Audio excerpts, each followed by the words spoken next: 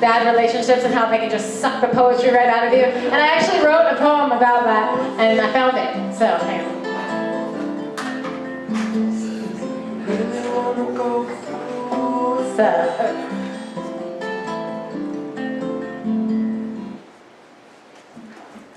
Okay, it's called Writer's Block. You are my writer's block. Ripped novels from my heart when you made your home there.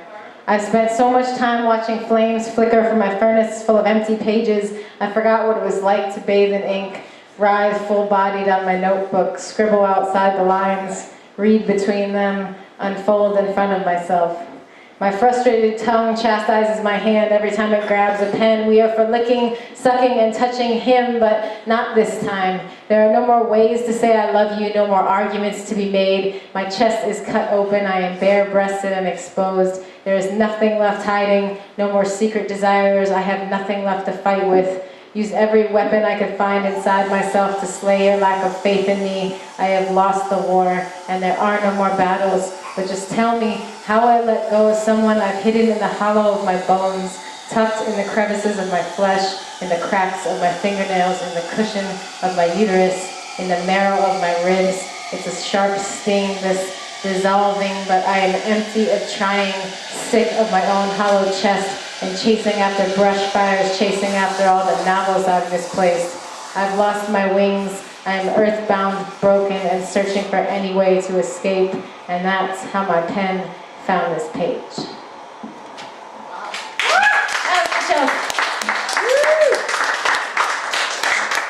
Okay, so our next poet I'm going to bring to the mic, her name is Julie Lang, and she does have a book here for sale. So just like Chelsea wrote a book, Julie has some for you.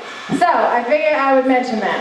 She is happy to be eating tasty tomato basil soup and drinking warm coffee after watching crazy people run in the rain, grapple shush snow this morning. Her book is called Tracks. It is a $5 to $10 donation basis, so grab one and to be dazzled by the lovely Julie Lang and her beautiful poetry. So I need you guys to give it up right now for our next poet to the mic, Julie Lang! Yeah, Julie! Oh, thank you guys. This needs to be higher for a second.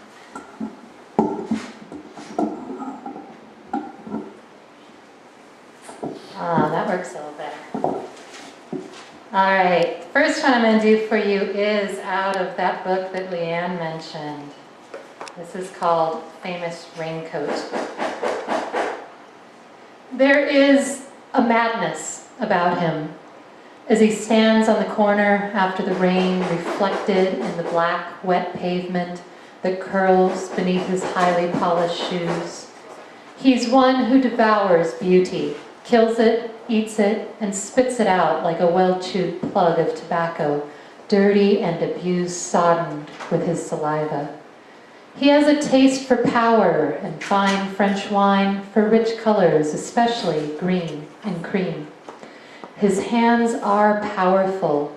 They create, and create is a word synonymous with manipulate in his mind. His hands have the power to create melodies, but his heart is incapable of filling in the harmonies like a gown heaped on the floor with no body to fill it. And there is an edge about him as he stands alone on the corner after the rain, reflected in the black wet pavement that curls beneath his highly polished shoes speckled with mud. Thank you. Thank you. I'm going to do a couple newer request pieces today, so some of you may have heard these before. This one, you'll know where it's written. It's titled Longing at the Boiler Room. I sit heavily, my heat leaving a ring of white on the smooth mahogany boards, and I that silver canister, sweating in her coolness, almost dancing from the mounting pressure. I wait impatiently for the release of her pent-up sweetness, knowing it will complement my rich bitterness, which leaves a stain around every brim. But when she spits out a layer of cream, casting gently forming heaps across my dark surface, I suffocate under the weight of her whipped topping. Thank you. Thank you. This one is titled The Game. Standing at the foul line, the player fondles the ball, confident in his possession. I'm the orb, twirled on one finger, shifted from hand to hand, never allowed to touch down, until in the final seconds he straightens his arms overhead and surprises his fans, heaving me toward the floor so that I hit slick wood and ricochet, careening into the far corner to bounce from wall to wall. The buzzer sounds, bleachers empty, floodlights dim, cheers and groans fade, leaving behind the empty court and the debris of a marriage. Crumpled wrappings, broken glass, bleeding ketchup packets, plastic straws, twisted and cracked and destined to live too long in a landfill of memories. As the player leaves the arena, the heavy steel door swings behind him. But it doesn't bang shut. You stand in shadow outside, catch the cool metal edge with quick fingers and slip in. Your trainers could pound the floor as you rush to catch me on the rebound, bruising your hands from the force of that player's throw. But you know better and glide across the court on sock-shod feet. You wait for me to bounce twice, 3 times, 4, until, as I gradually lose force and speed, you can slip my rhythm into your own, and we move as one across the smooth floor, making love look effortless. Thank you.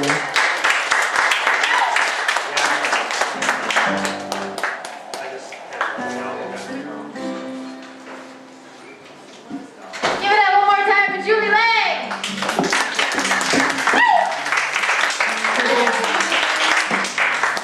Hi, Bill. One of our poets who used to be here every week and then couldn't come for a while, just walked in the back door. I'm so excited he's back. You can just put him in there wherever. I threw him on the list. Threw him on. All right. So, our next poet to the mic, this is his second week here. I'm really happy to have him. His name is Ed. He said he started writing poetry in high school, has continued to write off and on. He came here last week and very much enjoyed it and finds this forum inspiring. I need you guys to give it up right now for Ed Malum to the mic!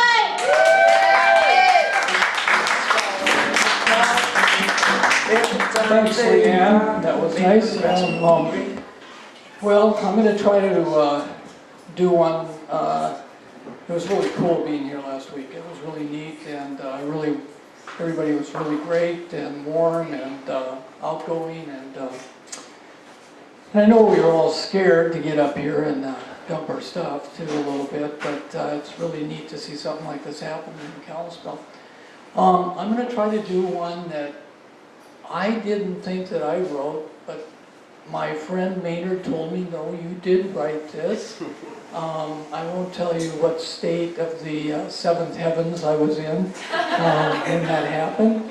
But I'm going to try, I've been trying to actually get this one down in my head, so I'm going to go for it. The noble colors of the setting sun spread across the shadowed land, announcing that the day is done as twilight approaches with silent hand. The last of that golden chariot beneath the horizon gently sinks, gloriously trailing its multifarious hues, reds and golds, orange and pinks, passively withdrawn, slip from view.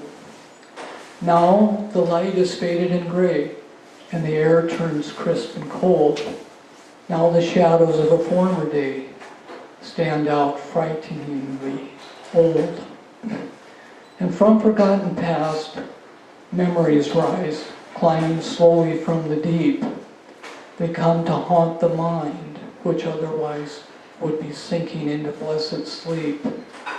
And from another corner there but flows still a different shadow of pain, who one is and what one knows, only the obvious present may ascertain.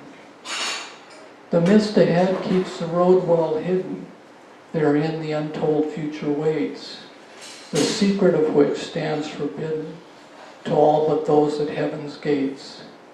The night is real, the night is cold, the night plays upon your fears, which dormant in the day, in the dark unfold, disclosing as yet unshed tears. The echoes of hidden questions abound, as the ghosts of doubt lament aloud. But hark, what is that familiar sound? The rooster's welcome, so shrill, so proud. Fingers of light creep across the sky as the scarlet hand of day arrives. The birds chorus an echoing reply to the sun upon which the earth survives. The gloom of night has come to an end. The darkness of yesterday has passed away. So turn your face to the east, my friend, for tomorrow is yet another day.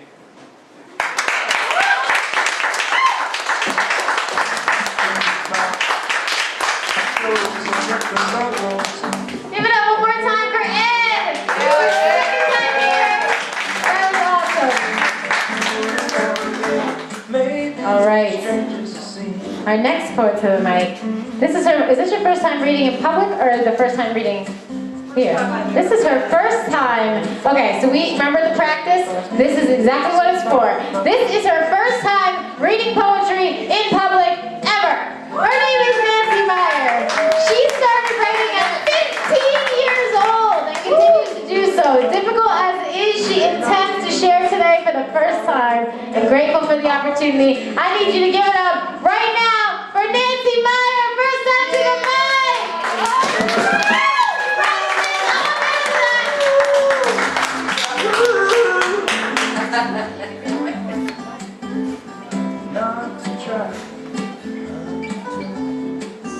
This is the first one I wrote, okay?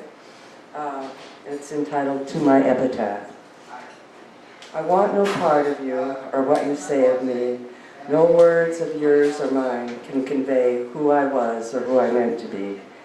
From what is written, no one will read of what was felt or lived in me.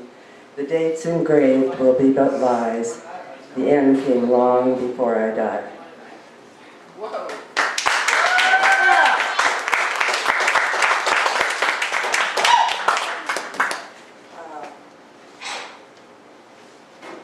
This is a very short one. Nights, it's called Northern Lights. I actually looked at you.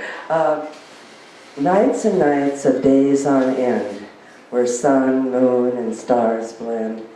Days and days of blackened nights, watching skies of dancing lights.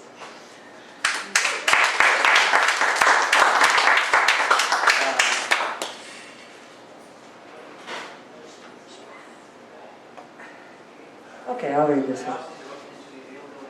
It was a cloudy, moonless midnight. It's called Midnight Walk. It was a cloudy, moonless midnight when the party reached its peak, that the screen door closed behind me and my footsteps met the street. On the path beside the river, in a rush of thought and sound, with pleasure I perceived you, so happy I'd been found. We approached the bridge in silence, without a meeting of the eyes. Midway through the crossing, brushing shoulders, brushing thighs, we paused and leaned together toward waters dark and fast, felt the pull of dreams upstream and the tug of dreams long past.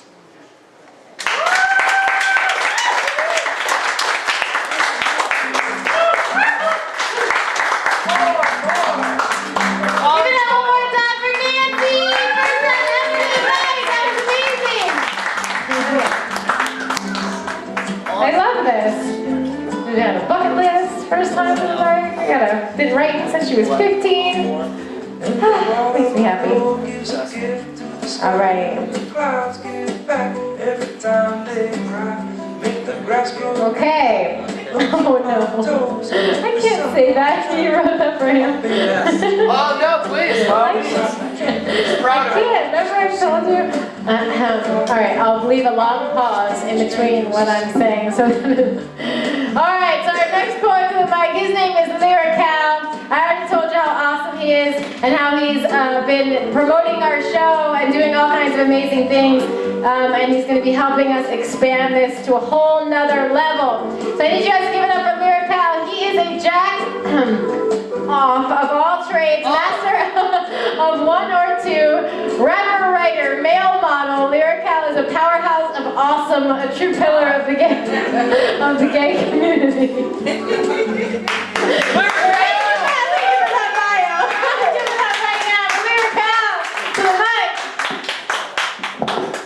Thank you, Matt, for that wonderful bio you wrote for me. Anytime when you get married, I will do the toast at your wedding. No, thank you. You won't be invited. So I have something I want to read first. I was digging through my journal here, and it's not exactly a poem, but more of a stream of consciousness essay. And I call it The Revolution. It's time for a revolution. So many of us look at the world we live in and find ourselves lost or unable to understand why there is so much turmoil around us. Young minds and old minds alike. This revolution shouldn't need to take place in our governments or our economies or on a battlefield. It simply has to start in the minds of all the children of Earth. To always know the importance we are all of to each other, and to remember we are all one. Not with just each other, but with all things in existence.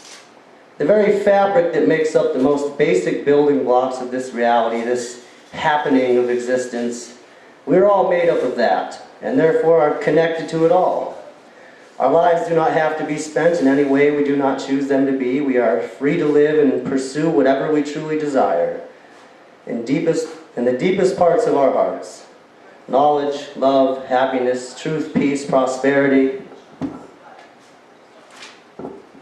generosity, contentment, wonderment, and fulfillment.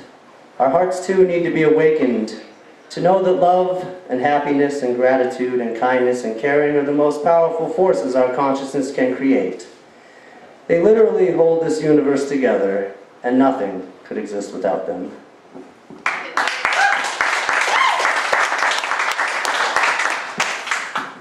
And then this next one is a love poem I never really titled, so I've entitled it Untitled Love Poem. This life that we're living inside the moment of this one time. There are so many unusual, beautiful, truthful, indisputable things that move you through every step you take, mistake you make, heart you break, and every other thing on the path you put yourself through. We can never be what we're not. All we got is a soul and our thoughts, a head full of wisdom to try and concoct, a heart full of pain that we ain't quite forgot, misty eyes watered up like the rain when it drops, when the wounds are tore open by someone new, and then it stops. Because you can only break a heart so many times until it shatters. From just a couple cracks, it soon turns into dust and ashes. Even when love is all you give and all you need, it's still a little rare to receive. So you don't care to believe it will set you free. Forget about it indifferently. This isn't what you wanted it to be or thought probably it ought to be. Get proven wrong constantly, thinking this feels wrong to me. So long to this oddity of making your heart someone else's property. Shut this shop down. No talking me into opening it again. That's just the way it's got to be. But hey, we can still be friends, right? Thank you very much.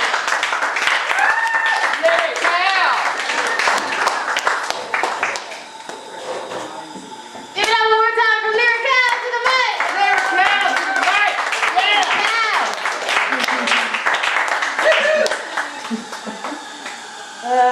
All right. So I just found this other poem. Can I read another one? It's not mine this time. All right.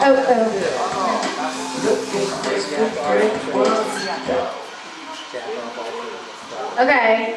So a friend of mine, her name is Eileen Rush, shout out to Eileen Rush, gave me this poem and I really like it, and so I wanted to share it with you guys. It's called Wild Geese by Mary Oliver. You know it? It's a great one, isn't it? That's why, okay. You do not have to be good. You do not have to walk on your knees for 100 miles through the desert repenting. You just have to let the soft animal of your body love what it loves. Tell me of despair, yours, and I will tell you mine. Meanwhile, the world moves on. Meanwhile, the sun and the clear pebbles of rain are moving over the landscape, over mountains and valleys, over the rivers and deep trees. Meanwhile, the wild geese high above in the clean blue air are heading home. Whoever you are, no matter how lonely, the universe calls itself to you over and over again, announcing your place in the family of things.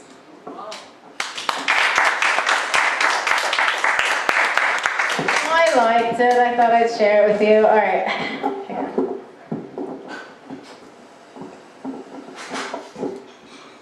That's better.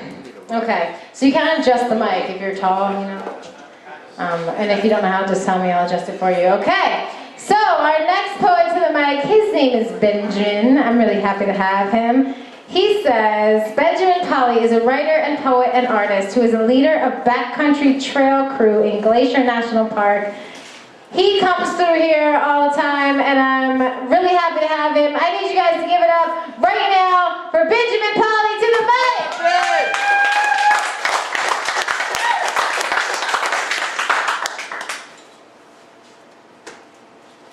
First one I'm going to read tonight is called Hello.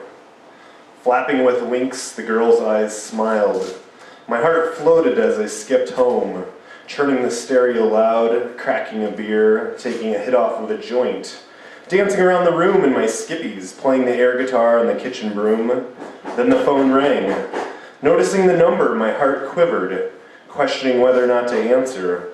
My palms sweating, my voice wavered as I stuttered. Hello?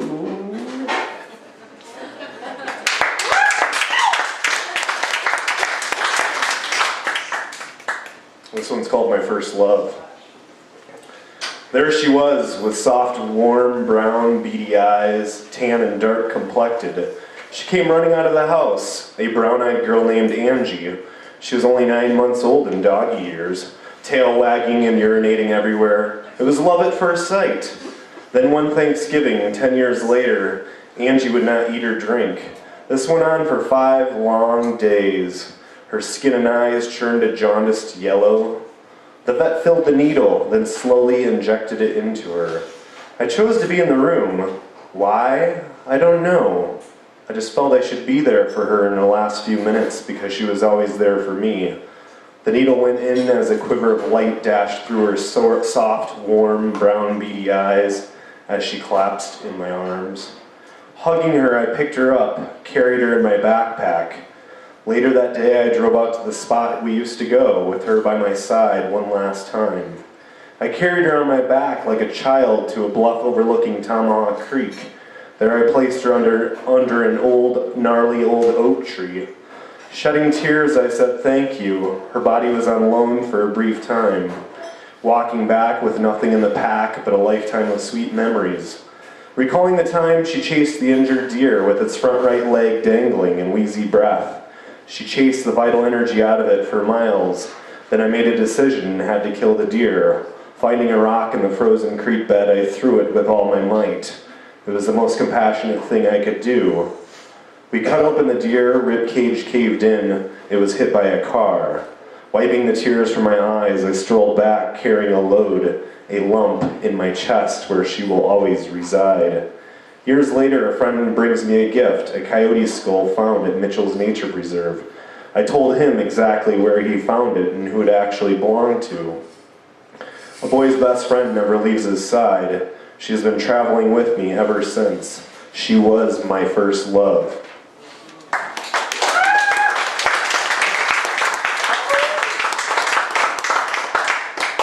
This one I just wrote this week.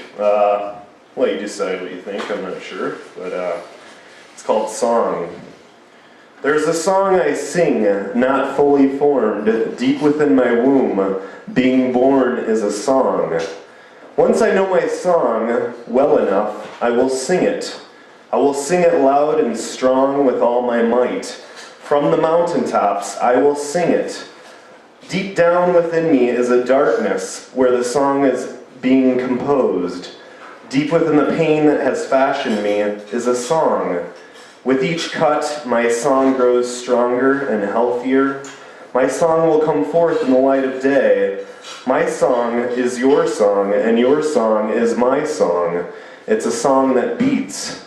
It is a song of the heart that dreams of a brighter day, a day where I can call you brother and you sister, you doing the same, and we all mean it from deep down in our beings. Every cell in our bodies pulsate it.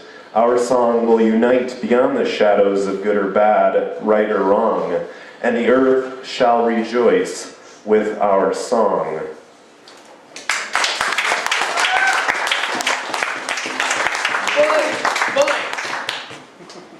This is not mine, but I like it and I want to share it. It's called The Invitation by Oriah Mountain Dreamer. It doesn't interest me what you do for a living. I want to know what you ache for, and if you dare to dream of meeting your heart's longing. It doesn't interest me how old you are. I want to know if you will risk looking like a fool for love, for your dreams, for the adventure of being alive. It doesn't interest me what planets are squaring your moon. I want to know if you have touched the center of your own sorrow, if you have been opened by life's betrayals or have become shriveled and closed from fear of further pain. I want to know if you can sit with pain, mine or your own, without moving to hide it, or fade it, or fix it. I want to know if you can be with joy, mine or your own. If you can dance with wildness and let the ecstasy fill you to the tips of your fingers and toes, without cautioning us to be careful, be realistic, to remember the limitations of being human. It doesn't interest me if the story you are telling me is true. I want to know if you can disappoint another to be true to yourself. If you can bear the accusation of betrayal and not betray your own soul. If you can be faithless and therefore trustworthy. I want to know if you can see beauty even when it is not pretty every day. And if you can source your own life from its presence. I want to know if you can live with failure, yours or mine, and still stand on the edge of the lake and shout to the silver of the full moon, yes. It doesn't interest me to know where you live or how much money you have. I want to know if you can get up after a night of grief and despair, weary and bruised to the bone, and do what needs to be done to feed the children. It doesn't interest me who you know or how you came to be here. I want to know if you will stand in the center of the fire with me and not shrink back. It doesn't interest me where or what or with whom you have studied. I want to know what sustains you from the inside when all else falls away. I want to know if you can be alone with yourself and if you truly like the company you keep in the empty moments.